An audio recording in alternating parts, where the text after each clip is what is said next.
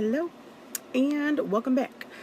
I need to address some things here, so if you'll just lend me your ear for maybe like 4 or 5 minutes, that'd be wonderful. So this one I'm going to title, Does God Require Permission in Order to Intervene in Humans' Lives? Okay.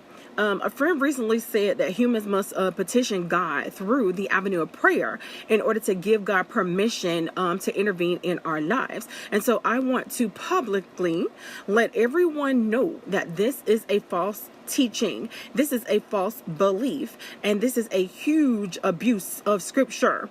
And you may be asking why. Well, let's let the Lord explain to us why. So the first thing that we'll go over to is going to be like the writings in Romans. So Romans 13:1-7 says, let every person be subject to the governing authorities, for there is no authority except from God, and those that exist have been instituted by God. Therefore, whoever resists the authorities resists what God has appointed, and those who resist will incur judgment.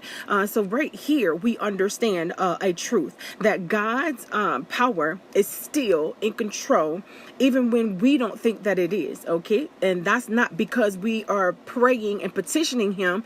That is just the order from our king. That is how he reigns, put like that. All right, then you can go over to Romans 8:28. And it says, and we know that for those who love God, all things work together for good, for those who are called according to his purpose. Now, nowhere here does it say that in order for all of these things to work for your good, you must petition God and give him permission into your life. That would be an addition, and that would be false.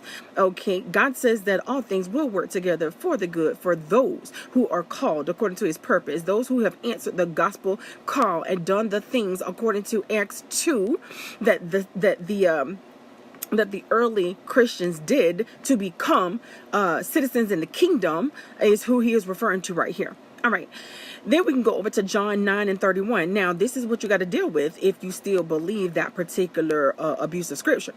It says, now we know that God heareth not sinners, but if any man be a worshiper of God and doeth his will, him he will hear. So if man had to petition God in order to intervene in every situation in their life, then this scripture right here would kill that thought process, because it says right here, there are certain individuals who God just will not hear them. It's not that he can't hear them, he refuses to hear them, meaning the type of hearing that makes him move, that makes him act on their behalf, towards, certain things that they may be petitioning for.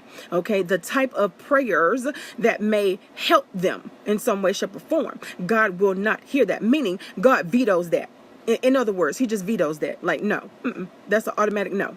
Okay, Matthew 5:45 says that ye may be the children of your Father which is in heaven, for he maketh his sun to rise on the evil and on the good, and sendeth rain on the just and the unjust. So that also kills that particular thought process, because God says right here, sometimes good things happen to bad people.